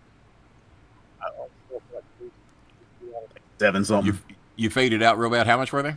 They were like $3.60 for a pack of 5 on sale. Yeah, because I ordered me some granola bars off the CVC website, which Aetna guides you to use, and it was like $5.50 for a 6-pack of granola bars. But those look better than what I got, and they're damn near half the price. You get the nut rolls from Atkins. Yeah. Mm-hmm. Oh, those are good. Yeah. So 3 boxes of those. The mocha latte bars, $9 for a box. The vanilla ones, I think they might have been selling out. They might have been. Well, I'll be looking for a sale. I'm not dropping. Macadamia or something like that. Oh my God, Cameron has learned how to do my AI generated shit. I hate it when people do that. No. Don't you hate it when people just flood you with AI generated shit? Don't you just fucking hate it? Yeah, it's just weird for grown ass men to do this. Grown ass man doing shit. You think This you got grown-ass nothing man. better to do? Oh, Bob, on my dolphin picture, was it evident that I was in holdout and hadn't been making the 2-a-days? Yeah. I haven't seen that. Do you have that picture? You did not make the OTAs that year. I did not. I said, and I was bitching to somebody. I said, when AI fucks with you, AI is giving me no weight help whatsoever. I need AI to redo that Jericho picture for me. I'm going to work on that tomorrow. AI makes me all skinny. Well, it don't necessarily make you all skinny, but I tell you what, it's made some of my Filipino girls that are pretty cute look like they ought to be on the cover of a goddamn magazine somewhere, and they really like those. But the Filipinos tell me they can't do that. They don't have that meta AI generator thing. And then my Google phone took an update yesterday that took like an hour to get, and now I got all kinds of extra AI shit that I couldn't do before. It lets you do alien photo bombs and shit like that. Okay, if you got, what's that? I'm seeing you in the Bulls jersey right now. Look at that elevation. I could almost touch the bottom of the net in that picture. Yeah, I loved your Dallas Stars one. That one was Bob, there was 4 takes on that picture because even AI knew I didn't want to be a part of that, and it kept putting some other guy in the hockey jersey. I said, me as a Dallas Stars hockey player. 4th try, it finally put me in it. But the other ones were better. They just weren't me. So I tried to have it do me and Shamar Moore shaking hands. That would be cool. It was me twice. Yeah, like, see, I don't know how to put me with celebrities. If I ever learn that, I'll never go. He does not like using celebrities because It does not. I was shocked it made me look like a real Cincinnati Reds manager. It got the logo and everything. It just The, had the Dolphin one's not bad. And I wanted it to make me number 6. What's that? It does look like you missed a few practices. Looks like I was in holdout. Looks like I had to sign my contract. It's opening day, Ken. It's opening day, Jared Lorenzen. We're going to give you a shot. Yeah, I told somebody I was the fattest quarterback since Jared Lorenzen. There's Kenny, the manager. Now I told it 4 times to give me number 16 for my birthday. So now I'm getting heat from Reds fans. How dare you put Joe Morgan's number? I said, well, he's dead and I'm borrowing it. When I'm dead, he can have it back. I'm alive. I'm borrowing his number. I'm going to save the football. That's not bad. Okay, save the football. And now, is that the real Stars logo? It is. It's very close. It's not the right colors. They're not. Yeah. They don't have blue uniforms, but they do. They do now. And then this is. I'm almost midway up that net, bitch. You look like you're screaming in horror, like ah. And see, I have no choice over that. I just said what I told it to do is make me a University of Louisville basketball player. It had my back turned with Louisville misspelled. Didn't have my face. So I made it try it again, and then it put me in a Red Bulls uniform. And then I said, you stupid fucks. And then I tried it again as a Louisville Cardinal, and it put me in a Black Bulls uniform with the real name and the logo in the back. I said, I'm just keeping this one. All right, so I sent it to the Philippines, and they says, do you like basketball? I said, I like to dunk. There you go. All right, we got buzzing again there, Jason. Got the buzzing again there, Cole. Here we go. This is Jared Bolin. I think they heard I was starting. Look at that crowd. Yeah. Looks like an AEW show. It does. It actually kind of reminds me of this picture. Well, that was that big autograph signing I did down here at the Cherokee Triangle. Yes, it's an AEW. Big pigeon. That's great. But did AI do me any favors there at all? No. I got breast. I got a big gut. And I do love the helmet, though. The Dolphins need to come up with that helmet. That's a good-looking helmet. If they've got that, I've never seen them play in it.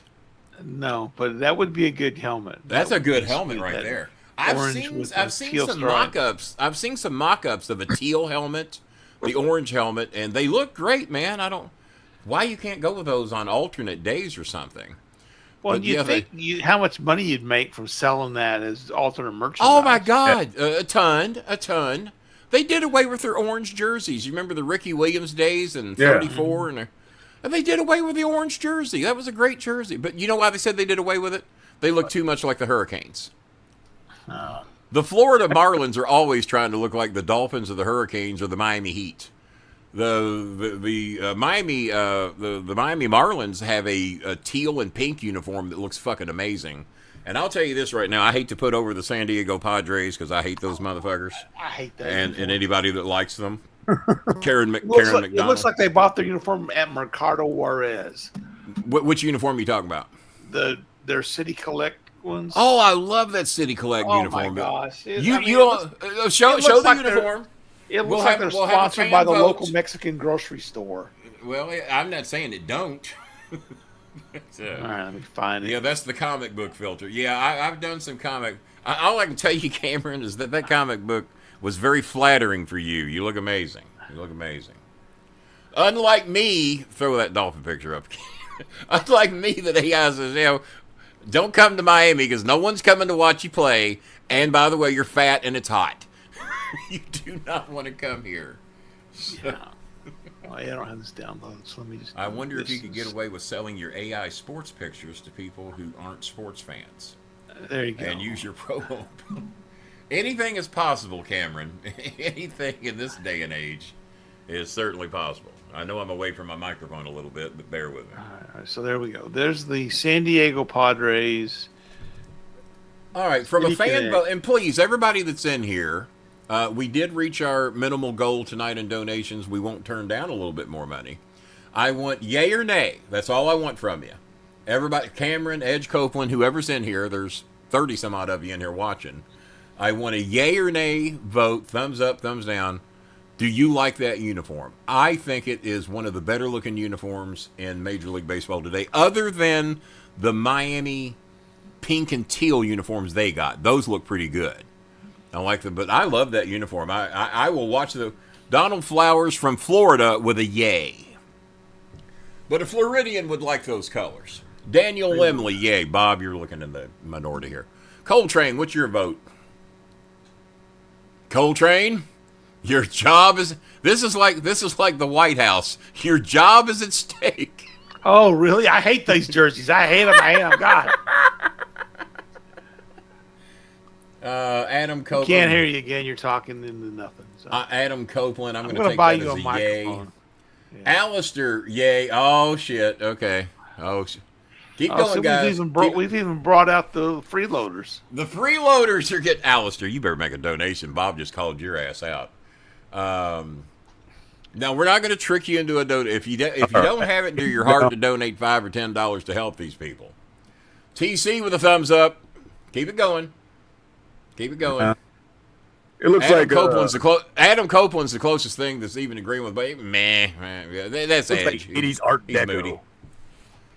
You think it's Art Deco? Art Deco is a lot of black and everything, isn't it? Nah, that's pretty colorful. Paul RJ, you never mind. I mean, look that's just show that picture there with the batting helmet. That looks good. That gives you a better idea what the uniform really looks like on the player. Can we blow that up? It looks like a Little League uniform. Nice bright colors. Well, that's fine. We're all kids at heart. Let's have some fun. Let's see how much we get. Got the teal helmet there with a little pink in it. A little high five action going on. I don't know about that San Diego uniform. That one. You like that one? That one, I would prefer that one over this one. Have they ever wore that, or does somebody just do a mock-up? I like that. No, I think that was just a mock-up prediction. I think that was. I've never seen that. I watch every baseball game. I've never seen that. Now I hate San Diego's regular uniform. Shit monkey brown, I call it. Oh God. Shit monkey brown. I hate that. I hate their uniforms. Dago. I like the Dago. I got no problem with Dago. Now, who is this? Yeah, so there's this. People are tuning in to get our opinions on Hogan, and we're bitching over San Diego's uniforms. Yeah. There's that Those shit monkey brown. I hate that fucking color. That is pretty terrible. With pea monkey yellow. What about that Taco Bell shit they used to wear in the 70s? It was like a Taco Bell uniform. It was like... Oh, yeah.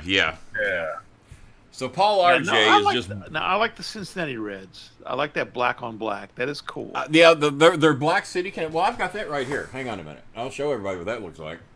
I got that right here. That is the. I don't know how well you can see it, but that is the bobblehead that my neighbor brought me. The black on red. Now, how I would like that better, and I'm going to have a conversation about this on a show real soon. Baseball during the summertime needs to go to fucking sleeveless uniforms, because all the sleeves are now is an advertising program. I'm trying to get the lighting the right way. Can you imagine laying out for a grounder? Yeah, that is that's Graham Ashcraft, by the way. I think he recently just came back off the DL, and but that's their City Connect uniform. And who was it that had shorts for a little while? The White Sox. Didn't last long because players were tearing their fucking knees. Oh, yeah, trying to slide in. Like, well, wear knee pads, bitch. You know, put on some goddamn knee pads. But if I could redesign the Reds uniform, I would have the various colors.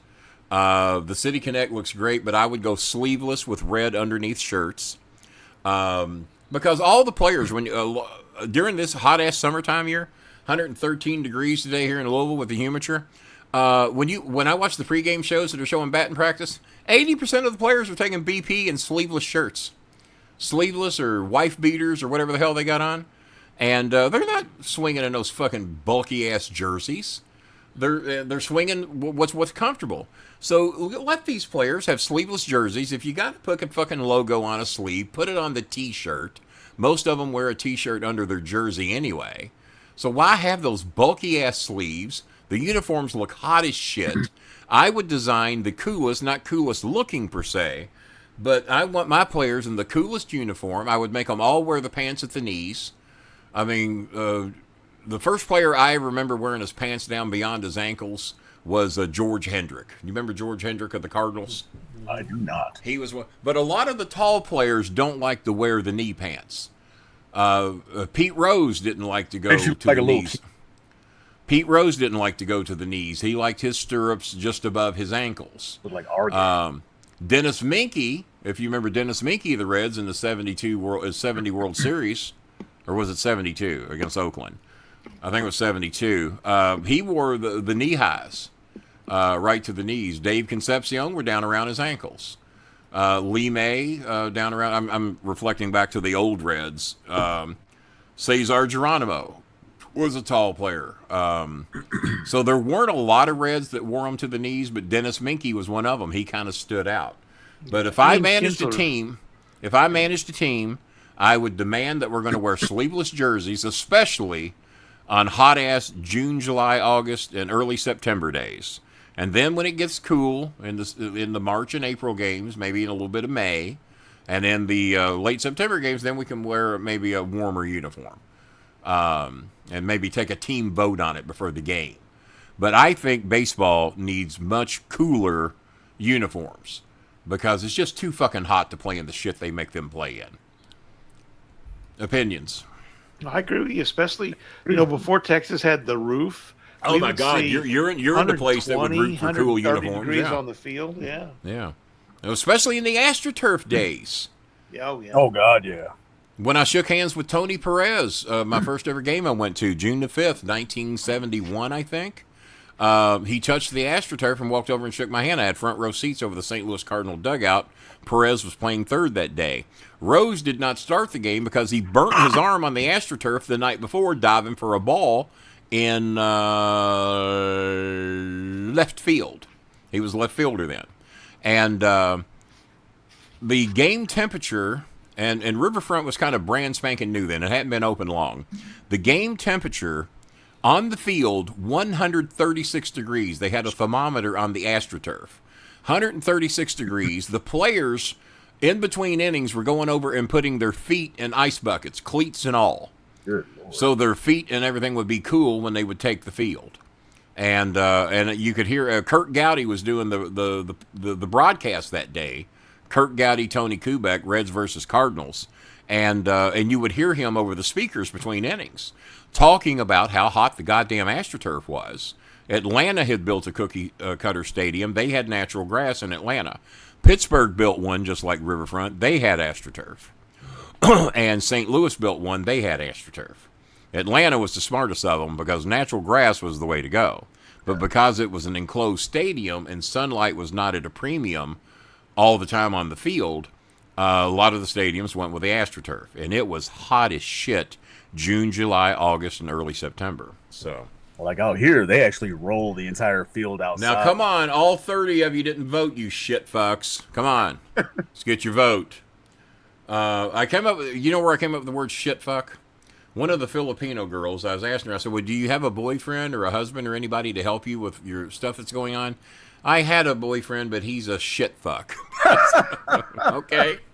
Well, we know what type of guy he is. Oh, yeah. He is shit fuck. How do you really feel? I don't think we ever killed Facebook tonight. So Facebook, you got a bone tonight. They're still up. And we did okay, for us to have that great show on Tuesday. Yeah. And we made over 100 tonight. I'm not going to bitch about that. That gets us some money to help a few more families out, especially with the ongoing shit with Eunice's mother. God, after hearing what happened to my friend's son today and knowing that there's really no hope for him to recover, if Eunice's mother has a shot, I want to be of all the help that we can be to do that. And like I said, we got. He was 28. Oh my God, 28. Eunice's mom's either 38 or 39. And Eunice is, you could tell by the video she tried to make for us, she's really, she's been trying to make money on the side singing at a restaurant at night. And they're paying her 450 pesos a night to do it. But goddamn, her days are 16 hours long. She goes to school, she's got practice, she's got exams, and then she goes and sings. And the kid's exhausted. And and she's doing it to try to help make her mother better. She's the one bringing in the money. Fortunately, the mom paid up the rent and the internet for 90 days, but they have not paid their electric up, so they're probably going to need some electric help too. And their electric has been high lately. It's they got box fans and lighting. I mean, they're living in a better place now, so the electric is more. So yeah, anything you guys can do, Edge Copeland. Box fans don't do nothing but blow that hot air around. Yeah. Anytime Edge can be more of a help to us, we always appreciate that. So far, I won't be present on either show next week. Just letting you know. Well, you're not present on most of the shows. So, but he did let me know. And also let me know when you're down this way, Edge. You're supposed to swing by here, pick up your Undertaker autograph pictures. I've got those set aside for you, so make sure to swing by here and pick those up. Was that a bathroom break, Bob? It started out as one, and then I had to clean up a mess that I made, not bathroom related. Did it fork on you? I wanted to make sure I got that. Not bathroom related. Let's verify that. You have big feet kicking into trash cans. Not a good idea. Yeah. Oh, Jesus. What else we got? What have we been here? 1 hour, 27 minutes. So we're going to go about 3 more minutes. I don't think we got any last-minute donations. I'll look. I mean, you could have told us if you did. I mean, who knows? Reddit, Hulk Hogan passes away at the age of 71. I'm just getting my Reddit notification on Hulk Hogan passing away. Oh, they're early. Strangely enough, not a lot of you really cared to talk about the Hogan situation tonight. I mean, we opened the show up. We did not make it members only tonight. The past few years, he's just, every time he's come out, he's been booed or it's been in. Well, so I mean, I think, and that's what I point. And CNN was Meltzer, like I said, got 12 minutes on CNN today at the top of the hour, like 2:00, and he got 12 minutes, and he wasn't going to bring it up. And then CNN said, well, that's all fine and good, but he been getting booed a lot. He got kicked out of the WWE, and they had to bring up what Meltzer would not bring up. Now, Meltzer confirmed it once CNN brought it up. But yeah, and I thought Meltzer was going to give him a 7-star death. I really did. I was waiting on it. So that was the name I was trying to think of when we were trying to think of. I did hear from somebody. I did hear from somebody today that said the only reason Hogan died today was to upstage Ozzy Osbourne. Yeah, that's not going to work. I heard it's not going to work for me, brother. Not going to work for me, brother. I could see him doing that. I really could. And to give you how I handle death, I had one of my wrestlers passed away, and we're all having dinner at Applebee's. And I've already forgot who it was. I can't remember who died. But we're at Applebee's and we're talking about it. We just got word that this wrestler had died up in Indiana somewhere. And my son might remember who it is. And so we're all sad for about 5 minutes, and then we just start shitting on him about what a horrible wrestler he was and how he couldn't get over. And I wish I could think of his name so I could just bury him a little. Yeah, I remember that because you told the story before. I do remember that. You said what now? You might trigger a memory. It was an OVW guy. And he was an OVW guy. Never really got over. So we find out he died in like a car wreck or something in southern Indiana. And then we all just start shitting on him. Me and Mondo and Aaron the Idol Stevens. We all just start shitting on him. My son's there. And Chris looks at me. He says, well, Dad, we do bury our dead.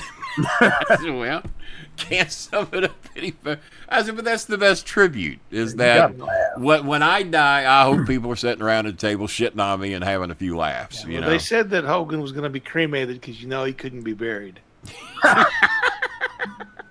God damn. Well, I'll be cremated because that'll be the cheaper way to go. That's why I'm going to be cremated. Same reason my mother's ashes and Moo Cow's ashes and Choco's ashes are in the kitchen. It's the cheaper way to go. Just throw me in the dirt with some seeds around me. Man, I got to find out from Chris who the hell died in Indiana. We just shit all over. And he was young, and we all should have been sad and crying and just miserable. And that lasted 5 minutes. And it was just, we just all started shitting on him. And Chris was the line of the night. I think he was a fucking teenager then. He said, well, Dad, in the wrestling business, we bury our dead. And that is held up. That line was even used today about all the people giving Hogan shit. And he's, well, you know the line, Dad. In the wrestling business, we bury our dead. So, let's see here. What's Cameron getting in here? Man, Does Cameron ain't got a membership, you little fuck? He did donate $50 last night. I honestly hope people bury me too. Oh, trust me. If you die tomorrow, you don't have to die. I mean, we'll do it right now. We'll show you. I'd be laughing at the people who have shocked looks on their faces upon hearing it. I wanted to fake my own death once. I know this would be the coldest fucking thing to do, but this would have had to have been done during my friendship with Cornette. As the Cornette lets everybody know I've died. We're having we don't smarten fucking anybody up, and we actually go through the funeral ceremony and everything, and I'm in the casket, closed casket. Kenny died in a car wreck or something. It's got to be closed casket. I got me a breathing tube or something out the side of the fucking casket, and then we milk this for a fucking hour, just seeing who all shows up, what is said, eulogies and shit, and then for me to pop out of that fucking casket at about the 1 hour. Well, I got good news. I'm all right. I just wanted to see who would show up. I don't want to die and wonder. Now I know. And then somebody would have killed me, and we could have just gone on with the proceedings. It never Can worked. you imagine seeing a guy pop out of a real funeral casket? So I had second thoughts and decided not to do that. But it would have been funny to some. Nobody showed up, and your feelings get hurt. Well, if no one shows up, now I know. So then I pop out of the casket and, all right, I want to hunt down every motherfucker that didn't show up, you piece of fucking shit. Yeah. I'll be clearing my throat the whole time in there. Okay, Vince wishes he had come up with that story. There's another one I'm interested to see how it's going to go when old Vinnie Mac passes away. Unless he found a cure for death. It wouldn't shock me. No. And then all the health concerns about Trump, and people say, "Well, Kenny, do you hope he dies?" No, because I got a lot of the shit with swollen legs he's got. But I've had some medical experts. I've got a friend of the family who dates a doctor, and that doctor told me just 2 or 3 days ago that man's got syphilis by looking at his hand and some of the shit going on with him. And as a matter of fact, that doctor told us that about a couple years ago, that man's got syphilis. Seeing some interviews and seeing some, and I said, well, it wouldn't shock me, wouldn't surprise me any if that's what he's got, but I didn't know what the signs of syphilis was. But after seeing him recently with his hand and the feet discolored and shit. Yeah. Oh my God! And the feet swollen beyond anything I've ever dealt with. Well, just his skin, period, just looks. The skin on that hand, but that doctor swears those are definite signs of syphilis, and she thinks that's what he's got is syphilis. It wouldn't shock and of course, the White House is never going to fucking release that, because we all know how that comes. So let's see. Well, I agree with you there. The tester. But to the Padre uniform, Scott Brewer, how you feel? The Padre uniform. Yay or nay on that Padre uniform if you were here at that time. Explains why his wife won't kiss him in public. You've seen her fight that for years. Well, a lot of people say that they are a kind of like a contract agreement anyway. She's got to make them a little bit. She's got to make certain dates to keep her cash coming in, whatever she's getting. She's got but now certain dates. Yeah, she's got certain dates. Well, that date don't work for me. Let's try another date. But here's what I've deciphered, and somebody tell me if I'm wrong. I'll go a little extra on this one. It was revealed by some tapes found on Jeffrey Epstein that, and he said it right on camera. He didn't say it the way I'm getting ready to say it. Oh, it was on the Daily Show they covered it, and they played the audio of Jeffrey Epstein saying this, is that, me and Donald have been friends for a long time. As a matter of fact, I introduced him to Melania the first time, and I'm going to say it my way, the first time he ever fucked Melania was on my plane. And I'm going, wait a minute. Let's decipher this. Jeffrey Epstein introduced Melania to Donald. Melania at that time, I think, was 22. What happened is that was one of Epstein's girls. She got too old because the girls have been the girls that have testified in the Maxwell case. 3 or 4 of them have said Trump was there. One of them said that Trump. One of the girls said she gave Trump a hand job and was forced to wear a glove by Jeffrey Epstein. I also sent Bob some video today to where Epstein took the fifth in 2010 because they're claiming Trump didn't know anything about his sexual behavior. As late as 2019 when they had some type of land dispute deal in Palm Beach. This girl said when she was 13, she didn't know it was her job to have to give hand jobs to the rich guys that were there. Trump was one of the ones that she was made to give a hand job to, and she testified to this. The video is out there if you look for it. It ain't hard to find. And but none of the news organizations seem to want to talk about it. I guess they're terrified that they're going to get paramounted if they bring up any of this shit. But that fuck's so protected. And then there was a 14-year-old girl that says that Trump was her personal favorite masseuse at many of these things. And then there was a 25-year-old girl that worked at Mar-a-Lago that was called into the Epstein offices in Florida. And then Trump showed up at those offices, hitting on the 25-year-old girl. Epstein comes in, and this just got posted recently. There's video of this. Not the actual encounter, but the girl telling the story. She was 25 at the time. They were recruiting her underage sister. Trump comes in, sees the 25-year-old girl in Epstein's office because Trump's saying he never ever went to Epstein's office. She said, yeah, the motherfucker did. I knew who goddamn Donald Trump was. And he hit on me. Epstein comes out of the office. No, she's not for you. You need to come back here. So apparently back in another office, Epstein had an underage girl for Trump. The 25-year-old girl was there not particularly to do anything other than that we're interested in your sister because she's underage. And that's the story she just told to a lot of news reporters just the other day. So there have been 3 or 4 girls recently come out and back up their stories of what Trump did to them when they were 14. Trump says, oh, I'm sorry, I thought the 25-year-old was 16. I'm sorry. And then there's the Howard Stern thing where Trump was bragging about he could nail any 25-year-old girl he wanted. Oh, I can get them half that age. And then what's the black girl's name that his assistant? Robin Quivers, to prove I actually know her name. Just not black girl. Robin Quivers is her name. And Robin Quivers says, oh, well, what's your cutoff line, Donald? Do you have an age limit? Oh, no. All right, 12. He said that on the fucking Howard Stern show. It's recorded. It was played all over the news today. And I'd seen it before. 12, that's your cutoff line. And he says this because he thinks he can fucking get by with it because he's got money. And he was really arrogant about that shit back then. Well, now that your fucking president was syphilis and your fucking skin's falling off your hand. And then they have Trump's personal attorney go down and talk to Maxwell today.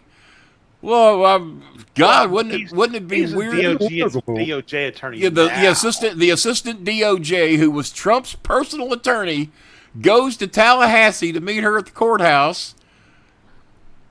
What possibly could go wrong with that meeting? Trump's personal attorney, who's now the assistant DOJ.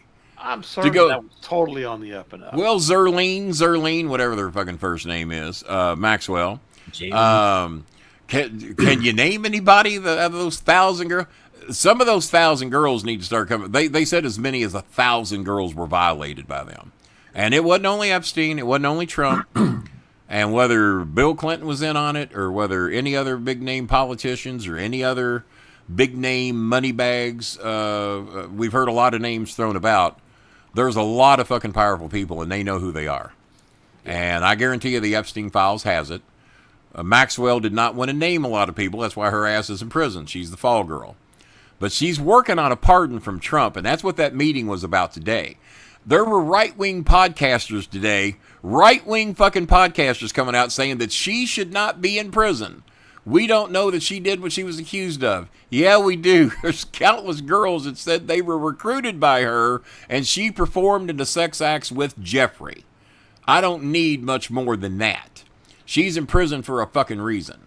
And like they said, if there's no list, why was Epstein and Maxwell convicted? Right. Yeah. Yeah. There was something. So I would say that's all I've got to say about that, but I'm sure I'll be saying more about that. It's all you got to say about that. And it ain't only me after Trump. I'm after anybody who was fucking underage girls. Sorry, sponsors. Clinton, anybody else? Most of you can't be seen right now anyway, thanks to Cameron and his, God, whoever showed him how to do my AI shit. That's not good. But no, there's going to be plenty more to say about that. But unlike you fucking Republicans who are defending this shit right now and sending Congress home early so you don't have to take a vote on releasing the files, you cowardly motherfuckers. At least 12 of the Republicans stood up to you and said, nah, we're going to take a vote. Well, no, we'll just send you home. Fuck all of you. We'll send you home. So the one guy today who actually got up and said, what we're trying to do here is provide cover for Donald Trump. I saw that late today. Like, dude, they're not even denying it. No, they're not even lying about it. Well, why? What are they going to do? As long as he's in power, he's going to control who gets punished and who don't. And if you don't blow me, I'm going to punish you. I mean, ask Paramount. Ask Columbia University. Ask Harvard. If you don't play ball, if you don't blow me, well, that's what happened to those 14-year-old girls. If you don't blow me, I'm going to punish you. That's exactly what happened to them. And everybody fucking knows it. And now all the right-wing podcasters who really thought the only people that were going to be named were Democrats, and if that's so, get them fucking too. Exactly. If it was Bill Clinton, get him too. I don't care if he did it once, but all I know, Clinton was on the flight logs once. Trump was on them 7 times. You all used to think I was making that fucking number up. I don't know where I heard it at or how I heard it, but now on all the news shows, Trump was on the flight log 7 times. No, I wasn't fucking making it up. He's on the flight log 7 fucking times. And then his best defense he had on one of the statements, well, I didn't go to the island. Well, how many islands is there? Where's Tabby Rising? How you doing, Tabby? The infamous Rising family showing up in here tonight. How you doing? No donations from them either. Damn it. You find me a Rising that's ever donated to this show, and I'll show you somebody that ain't a Rising is what I'll do.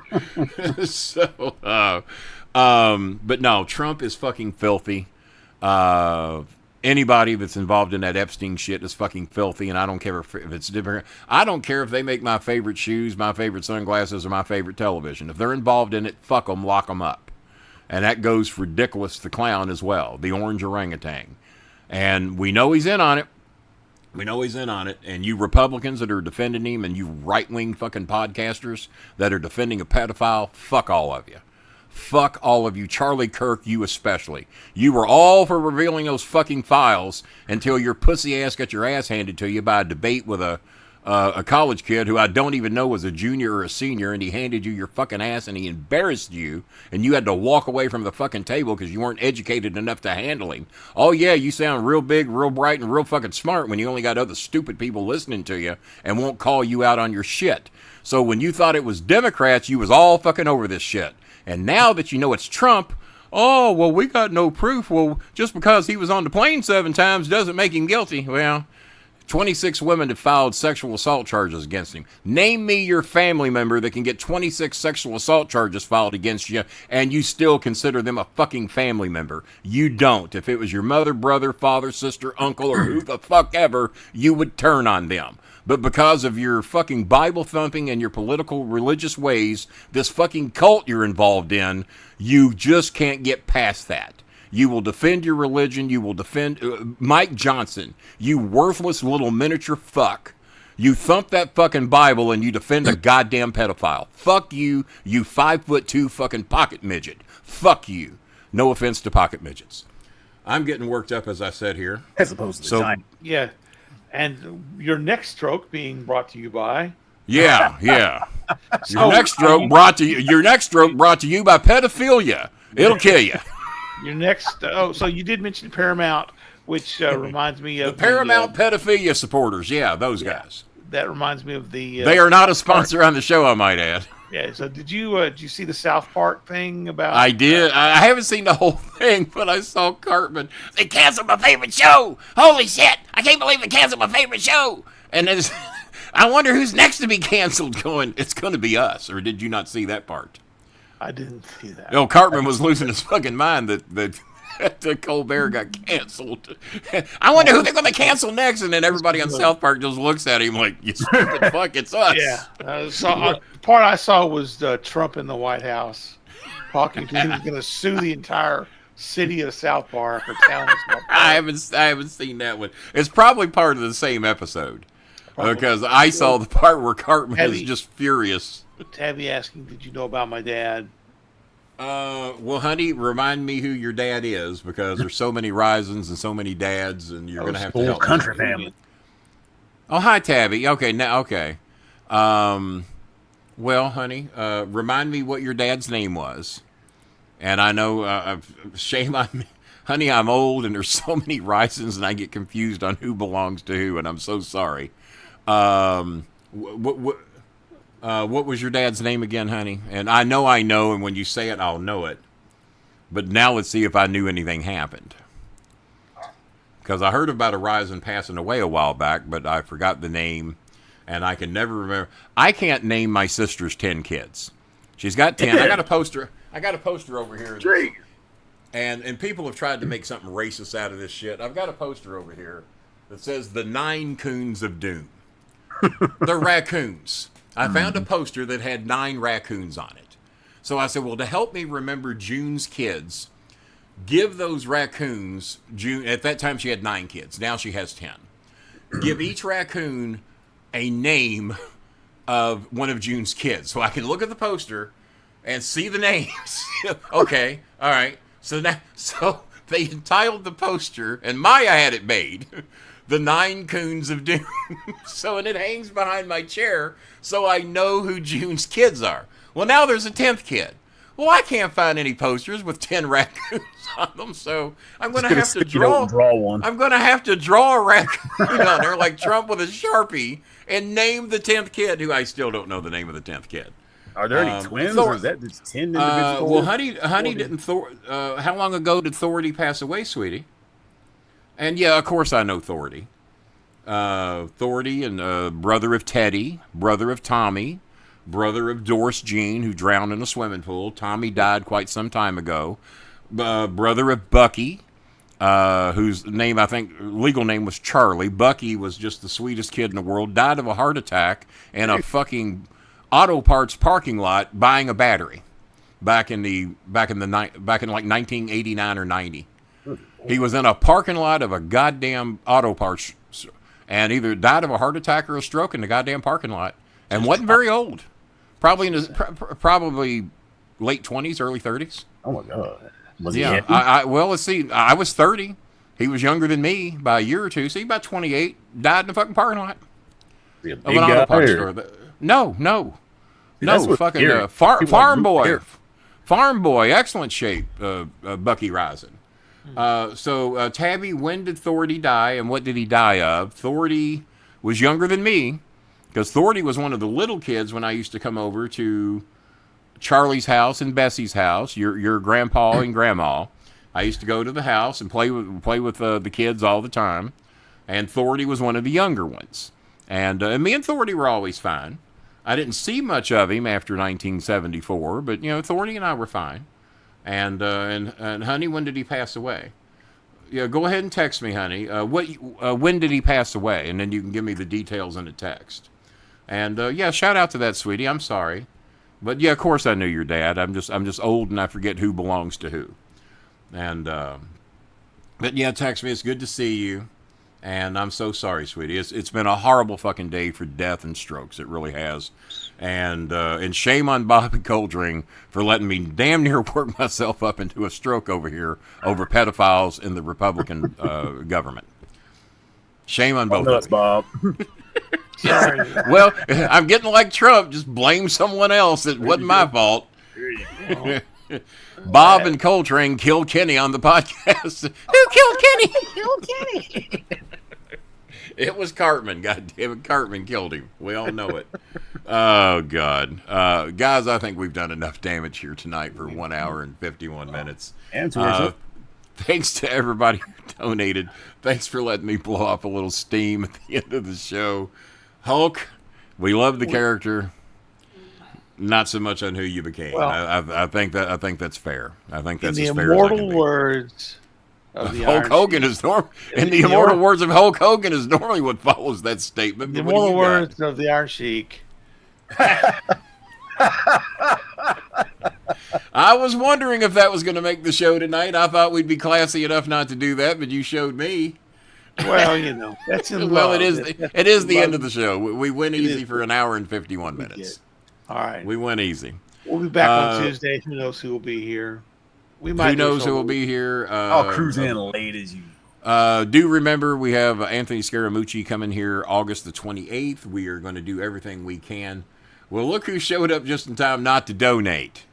David Martinez. With no badge. With no badge. Okay, Oh, well, let's get Tabby's. Tabby's got a book here. He's still on the ventilator right now. Okay. Well, shit, I thought he'd passed away. Oh, I mean, so he's still tomorrow. on the ventilator right now. But they're unplugged. Oh, my God. Oh, honey, I'm so fucking sorry. He's still on the ventilator right now. They're unplugging him. Just a day of fucking doom around here today. Tomorrow, they do believe Thursday night when he fell and had a stroke in the hospital. He fell. They didn't have a bed alarm. Doesn't that figure? And when they Bob, you want to read that? Your vision's probably better than mine. He's still on the ventilator right now. They're unplugging him tomorrow. They believe God damn Thursday it. night when he fell, had a stroke in the hospital. He fell. They didn't have a bed alarm on him when they knew he was accident prone. And they said it Fuck. could be preventable. If he didn't have that fall and had a stroke, he was in there for kidney failure. So when they unplug him, they're going to put him on pre-intensive care until he passes. So Oh, man. Honey, I'm so sorry. Tabby, you know I've always loved you, sweetie, and I feel so fucking bad for you. Fuck. No, I heard, well, just kind of in a roundabout way, I heard that he had passed away. I didn't know that he was on a ventilator. And or maybe they were just assuming that wasn't going well. I don't know. But, honey, I'm so fucking sorry. And Thordy was a good guy. He's a good guy. And I am so goddamn sorry. It's been a fucked up day. Tell you, if I wasn't on meds, I wouldn't be doing well today at all. Yeah. Yeah. Well, I don't have any meds other than the shit that makes my heart work right. Yeah. Coltrane's on those meds. Come on, man. Yeah, those two. I don't have those. I don't have All right. those either. We will be back on Tuesday for sure. Maybe sometime on David Martinez, donate something for You Make Me Mad. Get a fucking badge at least. God damn. Tabby, I'm so sorry, sweetie. If you're ever in my neighborhood and you want to drop by, I live over here at Cherokee Road. Text me. I'll give you my number. If you're ever over this way, make sure you drop by. Give my love to the family. And I'm so sorry. And after this, on top of my high school friend who had a son had a stroke at age 28, it's been a fucked up day. Hulk Hogan, to be honest with you, is the least of my worries on top of all the other shit I've heard today. Another friend with prostate cancer. I don't know how that's going to go.